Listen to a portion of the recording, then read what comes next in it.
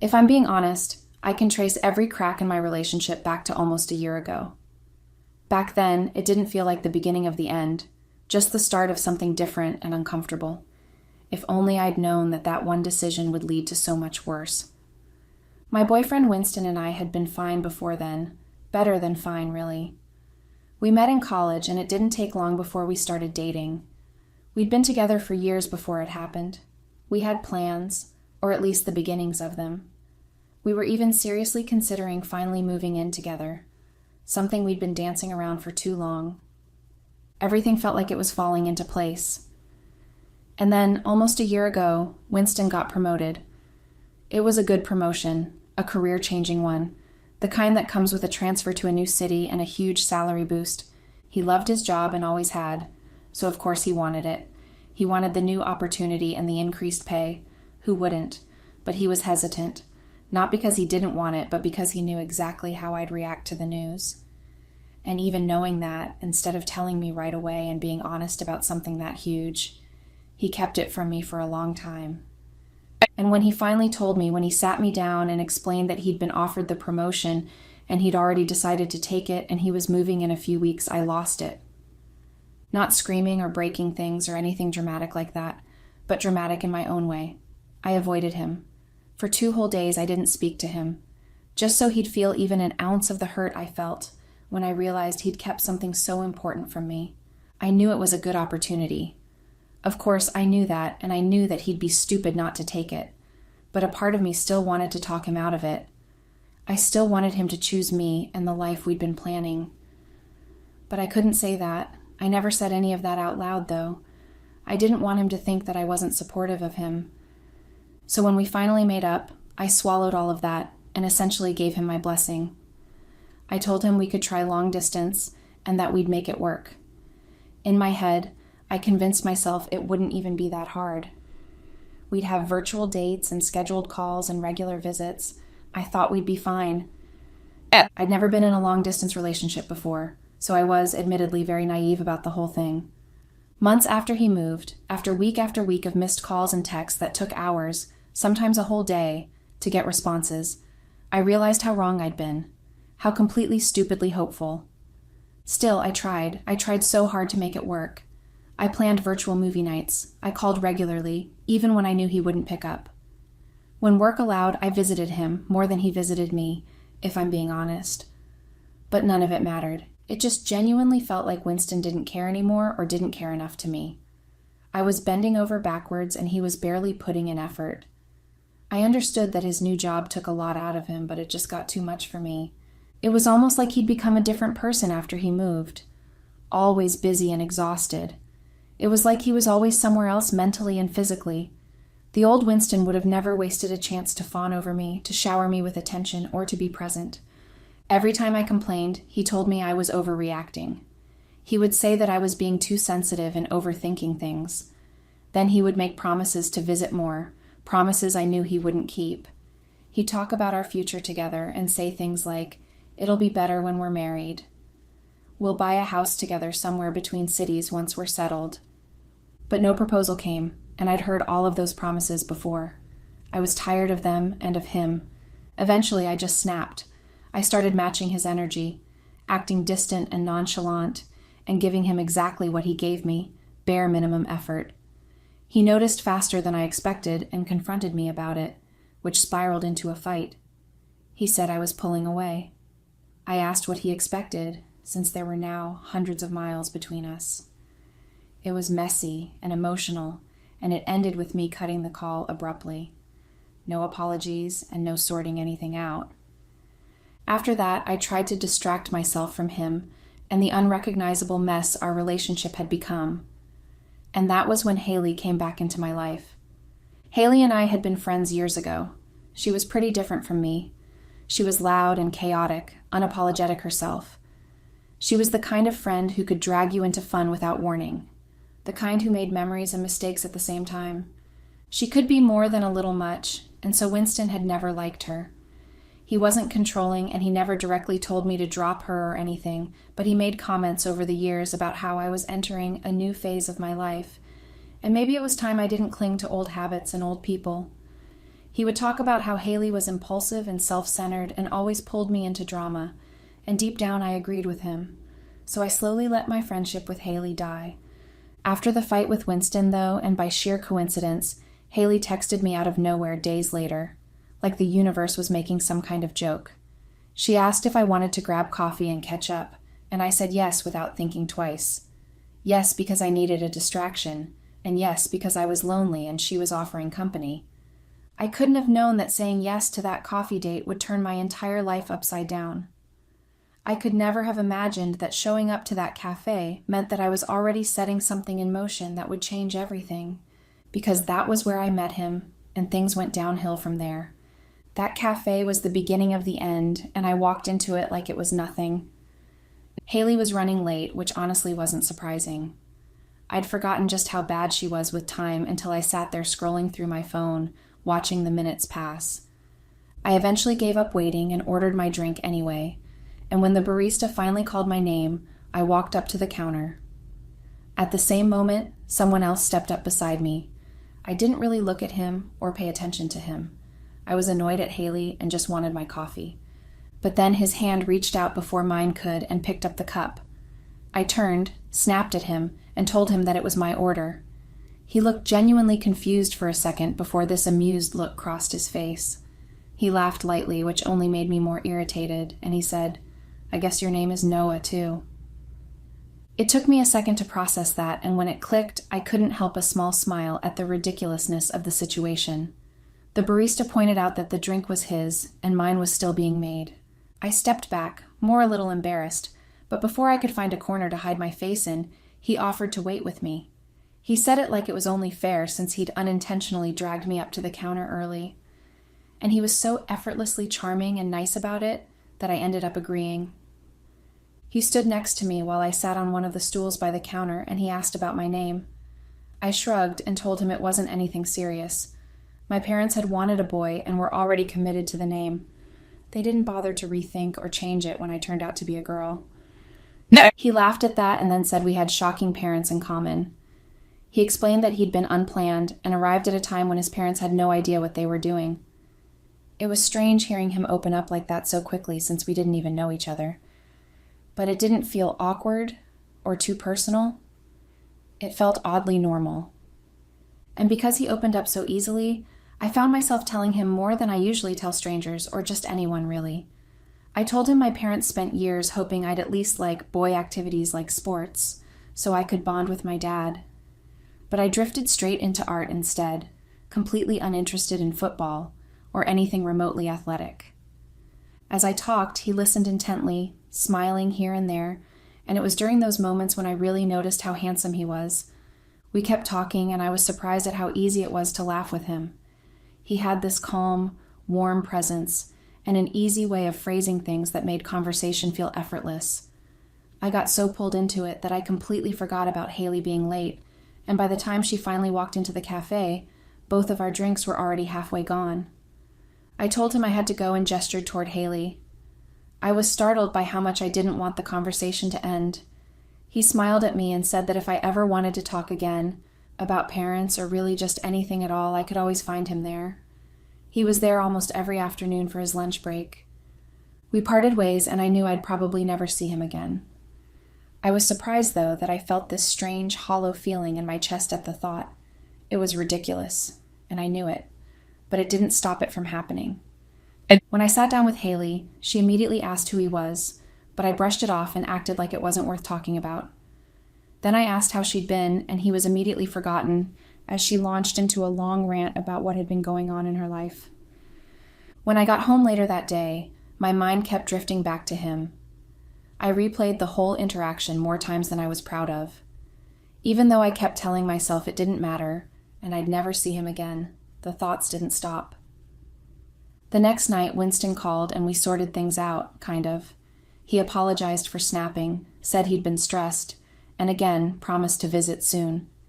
He seemed so sincere that it felt like maybe we were turning a corner, so I let myself believe that things between us could actually get better. But they didn't. Weeks passed, and we fell right back into distance and arguing. Different topics every time, but they were all caused by one thing, and that was the distance. Maybe if we'd started our relationship as long distance, things could have been different. But going from spending nearly every day together to barely hearing from him at all was like hitting a wall. And every time we fought, he acted like I was unreasonable for wanting the bare minimum. It made me so upset. But time kept moving, and I spent more and more of it with Haley. One night, after we'd both had too much wine in her apartment, I finally told her about the guy she'd seen me talking to at the cafe. She immediately perked up and told me I should stop by again just to see him. I rolled my eyes and told her I obviously couldn't do that. She waved me off and said it didn't need to be anything dramatic, and I could just talk to him again. It would be innocent and casual. Then she muttered something like, "Oh yeah, I forgot Winston doesn't let you have friends." The jab stung, but I let it go. I didn't want to give her the satisfaction of reacting, but her words stuck with me. They stuck with me the next day, and the day after that. What was so wrong with me making a new friend? Why couldn't I talk to someone who made me feel seen for 5 minutes? It wasn't like I'd be doing anything inappropriate. It wasn't cheating. It was just a conversation. That's what I told myself over and over. So a few days later, I walked into the cafe again. Noah glanced away from his laptop, and the moment he saw me, he smiled. His smile was so wide and warm that I could tell he genuinely hoped he'd see me again. I felt myself smile back without thinking.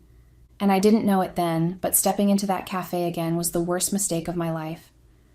We ordered coffee and sat together near the window. He didn't waste time before commenting that he was surprised I came back after so long. I told him the truth, or at least some version of it. I said I wasn't sure if I'd ever come again because I had a boyfriend. I explained the whole long-distance situation and how we'd been struggling. I didn't go into too much detail, though, and then I added that none of that was the reason I came back to see him, but even to my own ears, it sounded almost like I was trying to convince myself just as much as him. He listened without interrupting, and when I finished, he just smiled. If the information bothered him, I couldn't tell. Whether he'd already guessed or whether it simply didn't matter much to him, I wasn't sure. "So you came back because you're looking for a friend?" he asked. I didn't know what else to say, so I nodded. "Then let's be friends," he said. "I'd love to get to know you."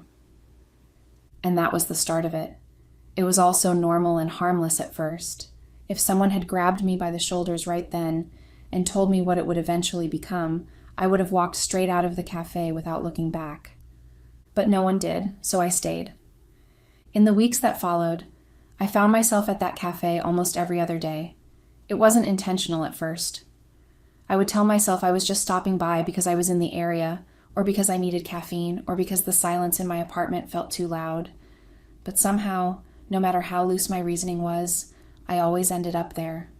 And Noah was always there too. He always saved a seat for me before I even walked in. And he ordered my favorite latte each time. He would slide it to me as I sat down opposite him. It became the easiest ritual of my life. A bit of calm that made me feel less like I was lost at sea. Talking to him was effortless. It was the kind of smooth, unthinking conversation I hadn't had with anyone besides Winston. And even with Winston, it had been a long time since anything felt that simple. Noah had this dry, sarcastic humor that never felt forced. He made me laugh without trying, and he never pushed or overshared. He just talked, and then he listened, and somehow just that made everything feel lighter than it should have. And it wasn't just his humor and conversation. It was genuinely everything else. The way he looked at me and remembered small things that were important to me. The way he noticed when I was stressed or distracted and shifted the conversation without making a big deal out of it. I knew even then that it was the kind of situation people would look at sideways. A girl in a complicated long-distance relationship spending hours with a guy who clearly liked her. Anyone would call it strange or suspicious. But I didn't care. Not at that point anyway. Because Noah distracted me from all the issues that Winston and I had. He made me feel seen where Winston had made me feel invisible. And it was so easy to lean into that comfort. So I did. Winston had always been everything to me. He was my partner and my best friend. So when he moved away, he left this wide, aching gap I didn't know how to fill. And then somehow that space was suddenly occupied by Haley's drama and Noah's attention. Two people who weren't exactly stable influences, but they made everything feel a little more manageable. So I convinced myself that there was no harm, not yet anyway. Haley teased me constantly about Noah, and I brushed her off every time. I told her, and myself, that it was just friendship, and I clung to that word longer than I should have. Meanwhile, things with Winston stayed exactly the same. They were stagnant and strained in a way that made every day feel heavier than the last. Our calls became something I hardly ever looked forward to because I knew it would just be the same thing all over again. He'd make his promises, I'd get my hopes up, and then a day before he was supposed to fly in, he would cancel because something came up at work. Something was always coming up at work. It got to the point where I started to blame myself, and I started wondering if he even liked me anymore. I was worried that he didn't want to be with me anymore, but was just too scared to end things. He was always exhausted, always apologizing as he fell asleep on FaceTime in the middle of conversations. I really did try to be understanding, but it was so much harder than you would expect. I didn't know how much more of it I could take. I kept trying to remind myself that I loved him, and that we'd been together for years, but nothing about our relationship felt like what I signed up for. When I first met Winston, I thought I was choosing the perfect guy for me, one that I could really build a life with. What I got instead was a boyfriend who lived miles away, who barely had time for me, and who felt like he was slipping out of my hands more every day. And his absence made me cling harder to the people who were actually around, which meant Haley and Noah, but mostly Noah. We had so much in common, and we never ran out of things to talk about. He understood me in a way I hadn't expected, and it got harder and harder to maintain whatever boundaries I had left. Sometimes we flirted, but it was never serious. I also didn't take his touchiness too seriously. He would always look for ways to touch my hair or hold my hand. I knew I should have minded, but I didn't. I told myself I could handle it and that I was still in control. I was so convinced I could keep the balance between us, but then one night, something tipped everything sideways. Weeks earlier, our friendship had already moved beyond the cafe. We started hanging out in parks, bookstores, and quiet little bars. He even came to my apartment twice, just to watch a movie and to talk. It all felt harmless enough at the time. But then that night, he invited me to his place. I'd never been before, and I hesitated. Because I wasn't stupid. I knew something existed between us. I tried to pretend it didn't most days, but the way he looked at me made it impossible to ignore. Still, against my better judgment, I said yes. I told myself I could keep everything friendly. But the second the door closed behind us, I felt my resolve practically melt away. He made drinks for both of us, and we sat on his couch talking. We tried putting on a movie, but neither of us was really watching it. We kept getting distracted by each other and drifting in and out of conversations like we were circling something neither of us wanted to name. A few drinks later, and everything loosened up. Our words and our nerves. He shifted closer to me on the couch, slow enough that I could have moved away if I wanted to, and I didn't. He leaned in and murmured, "Can I tell you something?" I laughed, warm and feeling free from drinking. "Please, confess. I love drama." He smiled like he was fighting with himself, and then took another slow sip from his glass before setting it on the counter. When he leaned in, it put us closer than we were before. So much so that I could feel his breath on my cheek and his thigh against mine. "No, seriously," I said, suddenly nervous and flustered when he stayed quiet. "What is it?" He held my gaze for a long moment, like he was debating if he should even say it. Then his voice dropped low and he said, "I really hate that you have a boyfriend." My heart just stuttered in my chest. It was ridiculous how quickly the room shrank down to only him in that sentence. I tried to breathe normally, but everything felt too tight and too charged, and before I could stop myself, before I could pull back or act rational, the truth slipped out, and I was confessing too. "Sometimes," I whispered, staring at the floor and then at him, "sometimes I hate it too." And that was all the permission he needed to lean in even more, and I didn't pull back. When his mouth touched mine, I kissed him back. I had imagined this moment in passing before, wondering how it would feel to kiss him, and assuming it would be impossible for me to kiss anyone who wasn't Winston and enjoy it. But it wasn't hard at all. It was easy. It felt natural and familiar, right in a way that made no real sense. His hand slid across my body, and mine found his. I knew we should stop, and I knew we were crossing a line I couldn't uncross, but it was like my body was moving without my permission, like I couldn't pull away if I tried. Things escalated quickly, and clothes came off. It was everything I'd been afraid of, and everything I'd been craving without admitting it. We had sex in his living room, and it was just as messy and eager I imagined it would be. The guilt hit me as soon as we were done, but it was impossible to hold on to that, and the regret I felt when Noah pulled me back in and kissed me again. And then it happened a second time, and just like that, everything changed. We didn't stop there. We didn't stay away or pretend it meant nothing. I think we both thought that since we'd already pushed the door open, we might as well step through it together. And that was how Noah became my lover, and how my affair began. What's crazy is that it almost didn't even feel like an affair, not at first. He wasn't dating anyone. Winston was never around. And so we were kind of free to be together however and whenever we wanted. It made it easy to convince myself that I wasn't doing anything that awful. I kept telling myself no one was being actively hurt, but I knew it wasn't actually true. Not really anyway, but being with Noah gave me freedom. When we were together, I felt freedom from consequences and guilt. We fell into something too easy and spent time together whenever we wanted. We had sex almost every night, drifting between his apartment and mine like we were just two people with no attachments. I don't even remember when every other night became every night. It happened the way everything with him happened, quietly and quickly. That was a huge part of why it was so hard to stop. It felt good and simple, worlds away from what things had become with Winston. Being with him didn't feel twisted or complicated, and because it felt so easy, it was dangerously simple to forget I was doing something unforgivable. When I was with him and his hands were on me, I didn't think about Winston at all. I forgot the life I had with him. I forgot all about who I was supposed to be. The guilt only came later.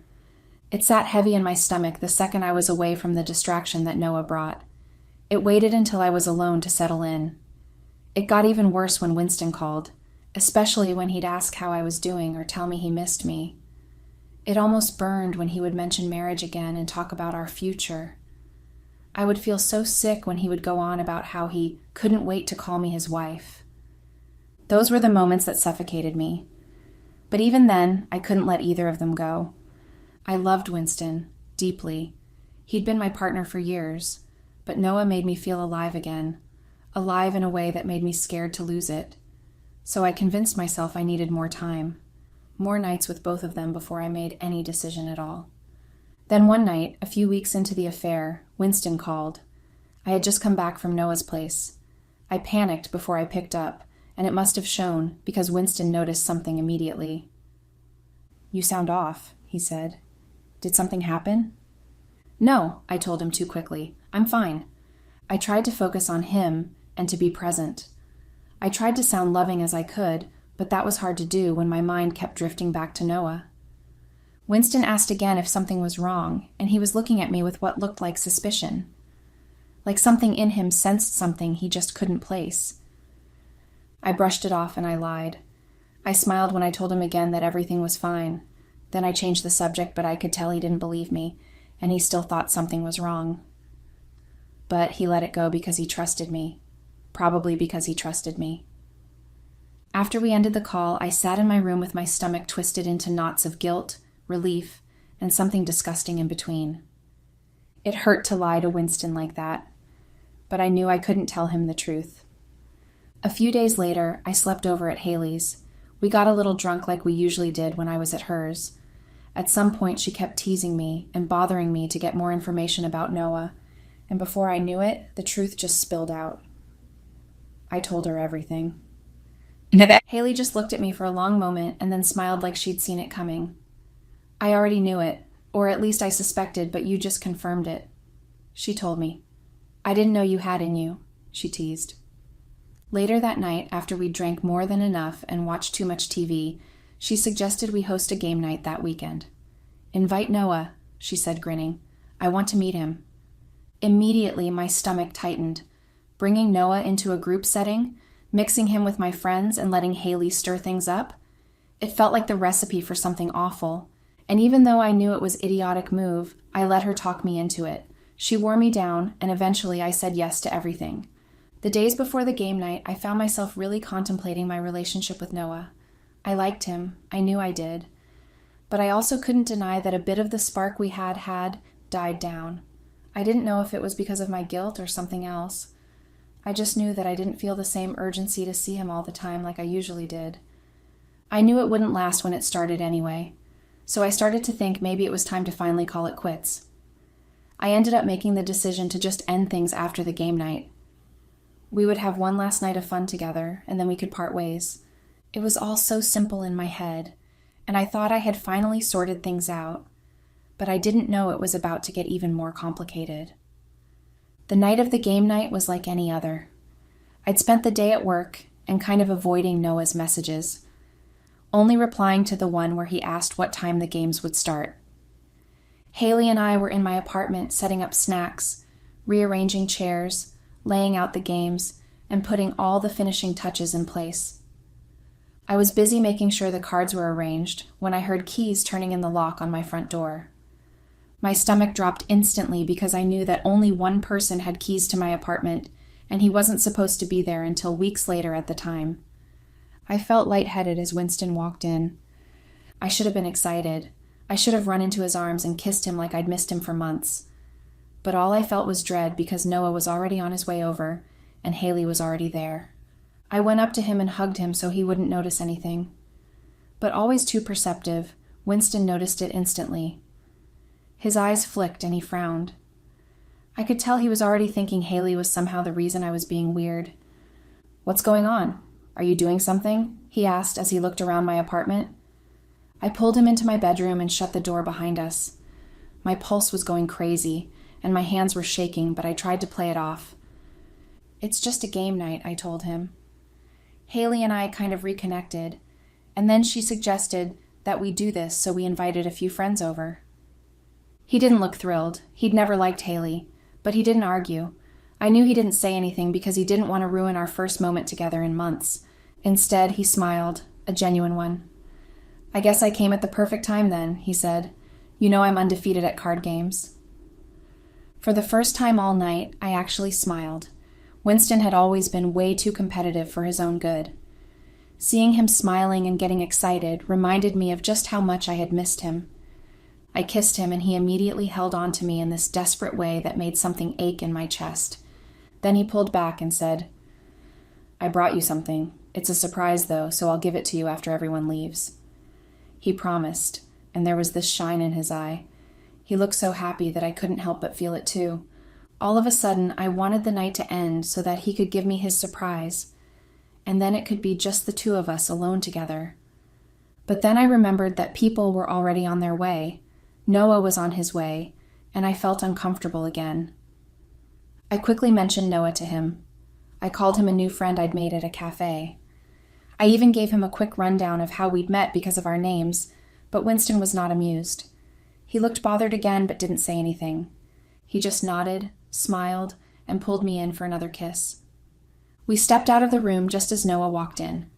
He saw me first, and his whole face lit up, but then his eyes dropped to Winston's hands on my waist, and he frowned.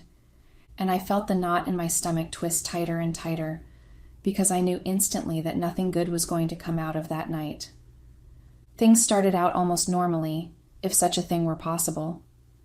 We all gathered around my living room. Haley was practically bouncing in excitement. Winston kept smiling and kissing the side of my head, happy to finally be with me, and Noah. Noah continues to glare and stare at the both of us. I tried my hardest to ignore him, just there, but the way he looked at me across the table sent shivers I tried to ignore. As the first game began, I kept my eyes firmly on the board, but Noah's gaze found me regardless. Every time Winston leaned toward me to make a move, every time he laughed or brushed against my arm, I could feel Noah's eyes on me. Winston won the first few rounds, and each time he leaned over to kiss my cheek in playful victory, I felt my stomach twist in confusion. The warmth of his lips against mine was comforting, and it reminded me of why I loved him, but at the same time, my mind couldn't help racing to Noah at the same time, wondering if he was planning to ruin everything by saying something. It was a sick, tangled mix of emotions I couldn't understand. After a few more rounds, Winston finally noticed Noah's gaze. His eyes flicked from me to Noah and back again. I knew I had to get his attention away from him somehow. So I stood up and announced that I needed to get another game, knowing that Winston would follow me into my room. "Is everything okay?" he asked quietly once we were inside and I reached for another board game from the shelf. "Why is he staring at you like that? And why are you acting strange?" I forced a laugh as I set the game down and took off my sweater. "Oh, it's nothing," I said lightly, trying to downplay the situation as I reached for a tank top. "Just feeling a little hot, and about Noah. It's nothing serious. He's just a pretty odd guy, that's all." Winston's gaze lingered on me as I shrugged into the tank top. His eyes narrowed and he suddenly looked very angry. I thought his reaction was still about Noah, so I told him again that everything was fine. He said nothing, but his expression didn't change as he followed me out. We all continued to play and sip our drinks. For a brief moment, I thought maybe I could survive the night without everything collapsing. But then Haley started to go off the rails like usual. She was already pretty drunk when she leaned forward with a smile aimed at Noah. "It's so nice to finally meet you, Noah. I've heard so much about you," she said and glanced at me. My stomach dropped and I knew whatever she was doing couldn't end well. Haley continued on and everyone stayed quiet and she continued to talk. "If only some of you knew the secrets at the table. I'd give you a hint, but Noah probably wouldn't like that." She teased and then laughed loudly. "Well, I guess both Noahs probably wouldn't like that." My face went hot and I swatted at her under the table, trying to get her to be quiet, but she was too far gone to listen. Winston glanced at me, confused. "What is she talking about?" I forced a smile and rubbed his arm. "It's just Haley being Haley," I muttered, hoping to sweep it under the rug. "Stupid inside jokes, that's all." For a little while she quieted down, but soon enough she started talking again. She leaned back and smirked, chuckling to herself.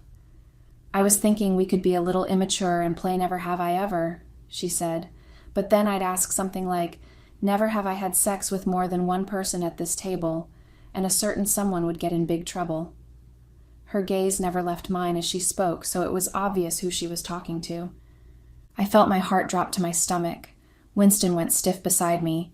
Like I'd done 100 times already that night, I tried to play it off and not feed into her bullshit. I patted her arm and announced that she'd had too much to drink and I would order her a ride. Once Haley was safely in the car, I went back upstairs, but when I stepped in, I noticed just how heavy the air in the apartment felt. The games had paused and everyone was just waiting awkwardly. Winston sat at the table with his posture rigid and his face in a scowl. Noah just stared at the table like he didn't want to see me. I swallowed hard with my throat dry. My hands shook slightly when I announced that we should call it a night, and that maybe we could try again another time. One by one, they began leaving quickly, like they wanted to escape the obvious tension hanging in the room. I forced myself to say goodbye, and I forced my voice to stay neutral. Noah was the last to reach the door. He moved slower than the others, and his eyes finally met mine right as he stepped out. I was about to shut the door when he reached out and grabbed my wrist. "We need to talk," he whispered. I yanked my arm free, my heart racing and panic rising in my chest. I slammed the door with more force than necessary, but it was already too late. Winston was standing behind me. It was just us left, and I knew he'd watched the whole thing. His eyes locked on me with a glare that made my stomach drop. I immediately knew that something had gone wrong. "How long?" he asked, his voice quiet but sharp. "How long have you been sleeping with him?" The words hung in the air, heavier than anything I could have imagined. My heart hammered in my chest, panic and shame twisting together until I couldn't breathe. I scrambled for words, for any kind of defense, but they wouldn't come. My mouth felt too dry. "You're being dramatic," I muttered weakly, my voice shaking more than I intended. "He just touched my wrist." Winston didn't blink, and his glare didn't waver. "I've had my suspicions," he said quietly, each word deliberate and measured. "I knew something was wrong when you were acting strange on the phone. Then I get here and he can't stop staring at you. You've been acting strange all night, and then when you took off your sweater, I saw that." He pointed at my chest. I tugged my tank top down a bit, and right there on my right breast was a hickey I'd completely missed. I'd taken my shirt off, right in front of him, and shown him everything. I'd shown him the proof of my infidelity. Then there were Haley's jokes and the way you've been lying to me all night, but what proved it all was the way he held you just now. He continued, his anger practically dripping off of him.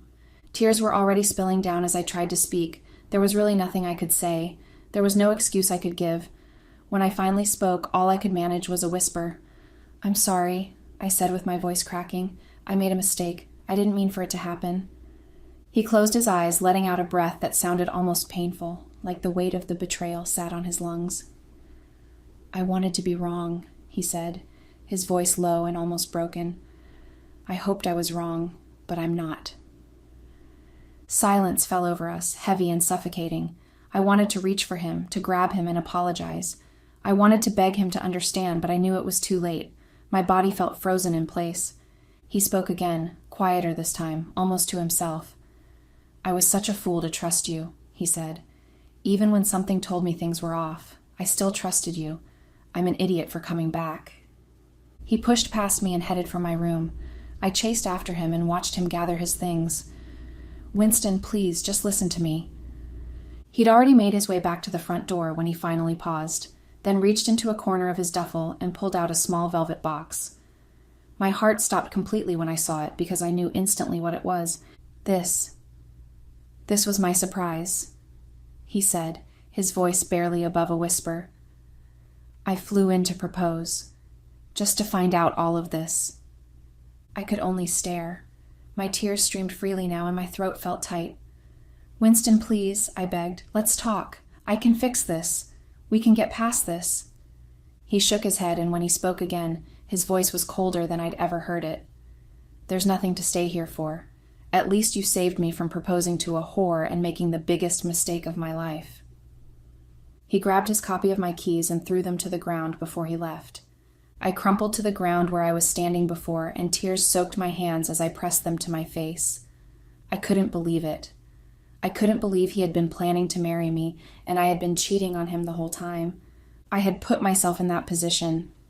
I had ruined everything. I stayed there for hours, unable to move or think. I couldn't do anything but cry for everything I had lost and all that I had thrown away. It's been 2 days since Winston left, and I haven't left my apartment for even a second. I can't hear the thought of going outside after what happened. I don't even know where Winston is. I don't know if he's already caught a flight back or if he's still here, but staying with his parents. I don't know anything. I've been trying to reach him, but he has blocked me everywhere already. Every call, every message, every email has gone unanswered. And to add salt to the wound, Noah won't stop calling. Every time his name flashes on my phone, it all hurts even more because it's a reminder of what I've done and the life that I've destroyed. How do I even begin to fix something like this? How do I even reach out when the person I hurt the most doesn't even want to hear from me? I don't have answers, only the weight of everything I've done and the realization that I am completely alone.